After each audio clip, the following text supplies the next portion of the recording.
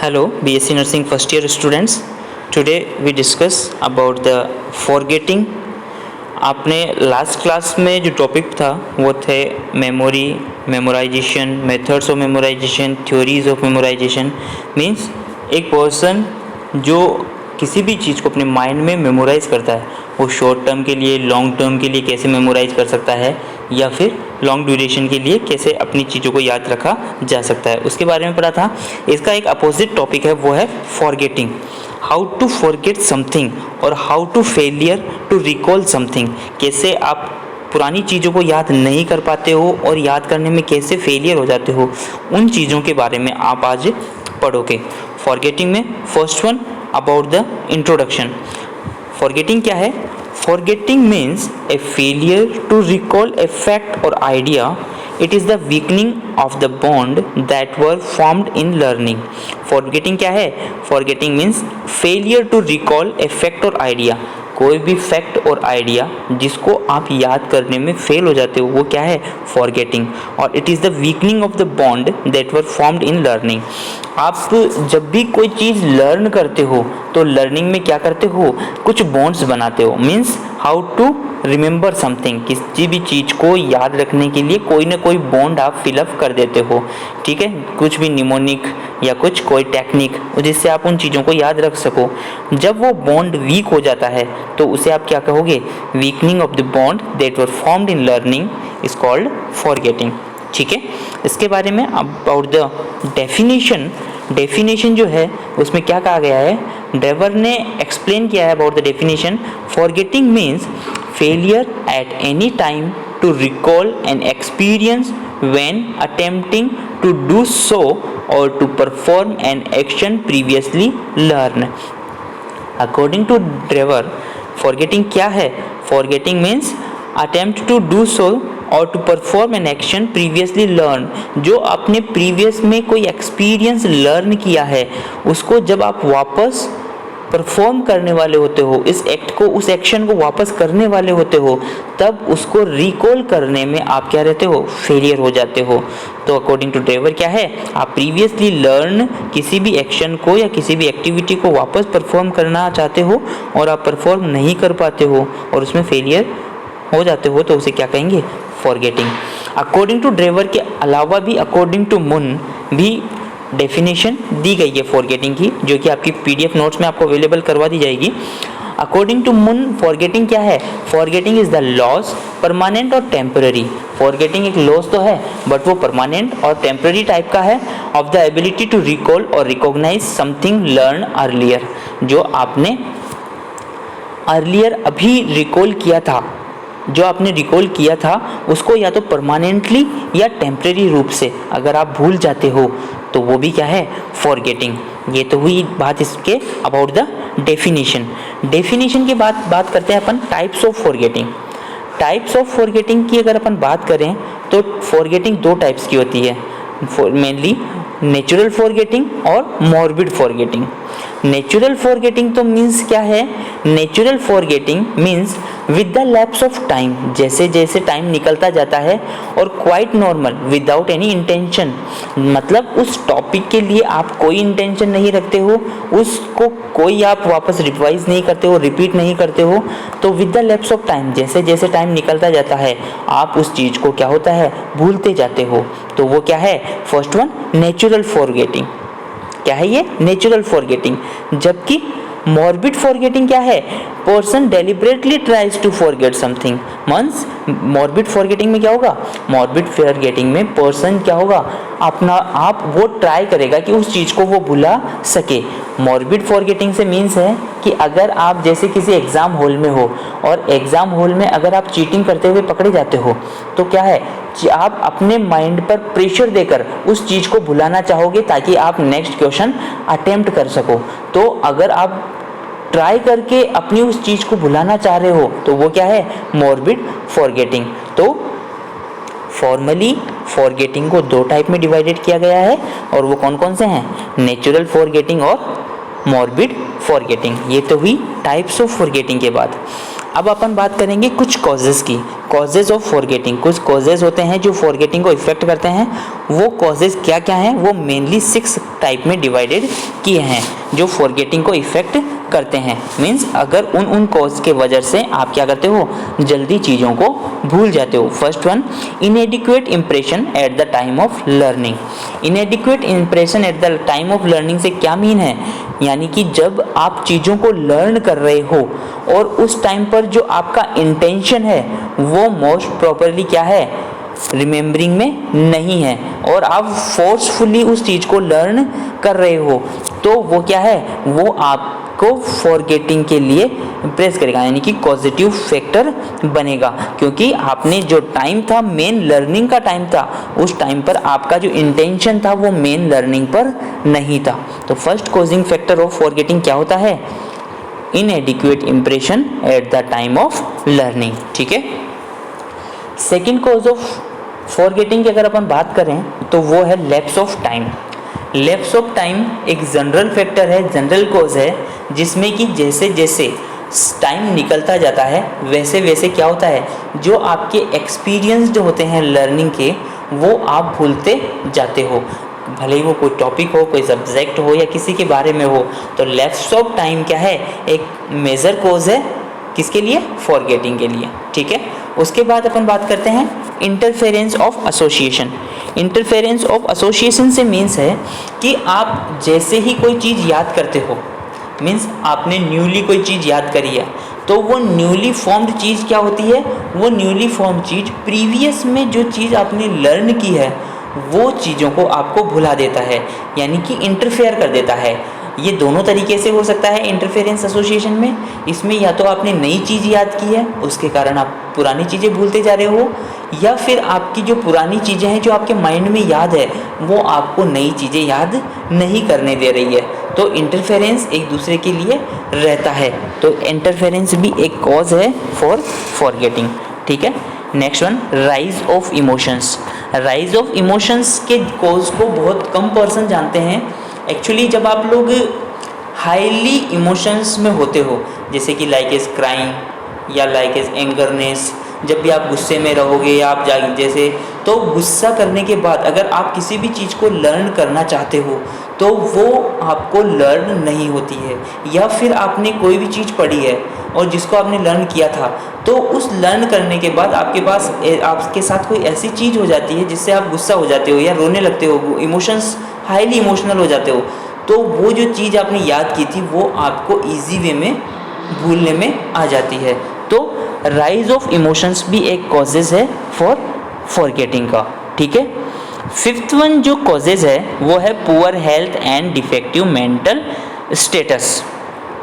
Actually में आपका mental status भी आपके फॉरगेटिंग को इफ़ेक्ट करता है, क्योंकि आपके मेंटल स्टेटस को कौन पॉजिटिव मानता है, आईक्यू रेंज। जैसे कि इंटेलिजेंट पर्सन जितना इंटेलिजेंट होगा उस पर्सन की आईक्यू रेंज उतनी ही ज़्यादा होगी, और लेस आईक्यू रेंज क्या होती है, फैक्टर हो जाती है फॉर डिफेक्टिव मेंटल स्टेटस का। अगर कोई पर्सन मेंटली इल है तो उसकी आईक्यू रेंज क्या होती है, उतनी ही ज़्यादा लेस होती जाती है, और इसीलिए उसको क्या कहते हैं, माइल्ड, मॉडरेट, सीवियर और प्रोफाउंड मेंटली रिटार्डेड पर्सन माना जाता है। क्योंकि जितनी आईक्यू रेंज कम होगी उसकी रिटेंशन और रिकॉल वैल्यू जो होती है वो चीज़ों की वो कम होती जाती है। तो कम रिटेंशन और कम रिकॉल का होना भी क्या है, कॉज बन जाता है फॉरगेटिंग का। ठीक है। उसके बाद नेक्स्ट फैक्टर जो है वो है इनएडिक्वेट repetition and practice of learning. Last factor जो है फॉरगेटिंग का वो है इनएडिक्वेट रिपीटेशन और प्रैक्टिस। इनएडिक्वेट रिपीटेशन से मीन्स है कि आप जो चीज़ मेमोराइज करते हो अपने माइंड में, वो चीज़ मेमोराइज करने के बाद अगर आप उस चीज़ का रिपीटेशन या प्रैक्टिस नहीं कर रहे हो, मीन्स आप उस चीज़ को याद करने के बाद उस चैप्टर को या उस यूनिट को आप वापस रिवाइज नहीं कर रहे हो, तो आप क्या करोगे, उस चीज़ को आप भूल जाते हो। ठीक है। तो 6 मेन फैक्टर्स होते हैं जो फॉरगेटिंग में रेस्पॉन्सिबल होते हैं। वो कॉजिंग फैक्टर कौन कौन से होते हैं, first one इनएडिक्वेट impression at the time of learning, second one lapse of time, third one interference of association, fourth one rise of emotions, fifth one poor health and defective mental status, और last one कौन सा है, इनएडिक्वेट repetition और practice of learning. तो ये कुछ causes होते हैं जो प्रैक्टिस ये फॉरगेटिंग के लिए रेस्पॉन्सिबल है। उससे पहले आपने टाइप्स ऑफ फॉरगेटिंग पढ़ा था। टाइप्स ऑफ फॉरगेटिंग जो दो टाइप की होती है, नेचुरल फॉरगेटिंग और मॉर्बिड फॉरगेटिंग। उसके अलावा फॉरगेटिंग की अगर थ्योरीज़ की बात करें तो फॉरगेटिंग की थ्योरीज़ में मेनली दो टाइप की थ्योरी दी हुई है, जिसे अपन कहते हैं ट्रेस डिके थ्योरी और second one interference theory. Trace decay theory जो है वो many psychologist, means trace decay theory क्या है, बहुत सारे साइकोलॉजिस्ट ने मिलकर दी है। ट्रेस डिके थ्योरी के अगर नॉर्मल कॉन्सेप्ट की अगर बात करें तो ट्रेस का मीन्स होता है किसी भी चीज़ को मेमोराइज करना, ठीक है, और उसके बाद में डिके का मीन्स है कि उस मेमोरी को जो याद किया था उसने अपने छोड़ देना। इट मीन्स जो ट्रेस डिके थ्योरी है वो मेनली डिपेंड करती है किस पर, लैप्स ऑफ टाइम पर। Means according to many psychologist time is the cause of much forgetting, what is learn और experience is forgotten with the lapse of time. जो भी आपने याद किया उसको जैसे जैसे टाइम निकलता जाता है और आपने वापस उसको एक्सपीरियंस में नहीं लिया तो वो क्या है, लैप्स ऑफ टाइम के साथ वो धीरे धीरे भूलने में आता है। तो वो थ्योरी क्या कहलाती है, trace decay theory. The cause of such natural forgetting can be explain through process known as decay of the memory trace, यानी कि जो मेमोरी आपने ट्रेस कर दी थी वो आपने धीरे धीरे क्या कर दी, डिके कर दी। It says that learning result in neurological changes leaving certain types of memory trace in the brain. ये किस कारण से होती है, क्योंकि जैसे जैसे लैप्स ऑफ टाइम होता जाता है आपके न्यूरोलॉजिकल चेंजेस ब्रेन में देखने को मिलते हैं, और जैसे जैसे टाइम निकलता जाएगा आप उस वो जो चीज़ है वो आपके लिए जो यूज़फुल थी वो क्या होगी, डिसयूज़फुल हो गई, और जिसके कारण वो आप उस चीज़ को भूलते जाते हो, और फाइनली जैसे ही वो धीरे धीरे इंप्रेशन उस पर नहीं रहता है, weaker and finally fade away, और वो आप फाइनली भूल जाते हो। बट ट्रेस डिके थ्योरी जो थी वो शॉर्ट टर्म मेमोरी को एक्सप्लेन करने के लिए सही थी, लेकिन लॉन्ग टर्म मेमोरी के लिए ट्रेस डिके थ्योरी सही नहीं थी। वो कैसे, अगर अपन लॉन्ग टर्म मेमोरी की बात करें, जैसे कि बाइसिकल, अगर किसी पर्सन ने साइकिल चलाना सीख लिया और उसने लॉन्ग टाइम तक उस चीज़ को वापस रिपीट नहीं किया, रिवाइज नहीं किया, जबकि क्या है, लैप्स ऑफ टाइम होता जाता है 1 to 2 years 2 to 4 years, लेकिन जब 4 साल या 5 साल के बाद उसको उस चीज़ की ज़रूरत होती है तो वो क्या करता है, ईजी वे में बाइसिकल चला सकता है। तो trace decay theory short term memory के लिए तो यूज़फुल है, लेकिन लॉन्ग टर्म मेमोरी के लिए इस थ्योरी को नहीं माना गया। इसलिए ट्रेस डिके थ्योरी के बाद में दूसरी थ्योरी आई जिसे आपने क्या कहा, इंटरफेरेंस थ्योरी। इंटरफेरेंस थ्योरी के बारे में अगर अपन बात करें तो इंटरफेरेंस थ्योरी में mechanism of interference is responsible for forgetting. जब ट्रेस डिके थ्योरी पूरी यूजफुल नहीं रही तो कौन सी थ्योरी आ गई, इंटरफेरेंस थ्योरी। और इंटरफेरेंस थ्योरी क्या है, रेस्पॉन्सिबल बताया इसने फॉरगेटिंग के लिए। और interference theory is caused on account of the negative inhibiting effect on one learning experience on another. Means आपका एक लर्निंग एक्सपीरियंस क्या है, दूसरे लर्निंग एक्सपीरियंस को इफेक्ट करता है according to interference theory. We forget things because of such interference. और इन चीज़ों को अपन क्यों भूलते हैं, क्योंकि ये चीज़ें इंटरफेयर करती है। The interfering effect of things previously learned and retained in our memory with the things of our recent memory can work both way, backward and forward। इस तरीके से साइकोलॉजिकली अगर आप देखें इंटरफेरेंस थ्योरी में जो फॉरगेटिंग थी उन्होंने उसको दो टाइप्स में डिवाइडेड कर दिया। कौन कौन सी, रेट्रोएक्टिव इनहिबिशन और प्रोएक्टिव इनहिबिशन। रेट्रोएक्टिव इनहिबिशन से तो क्या मीन्स है, new learning work backward to impair the retention of the previous learn material. Retroactive means क्या है, जैसे ही आप नई चीज़ें याद करने लगते हो तो वो क्या है, प्रीवियस चीज़ों को याद नहीं रखने देता। जैसे कि a second list of words formulation और इक्वेशंस में impair the retention of a first list.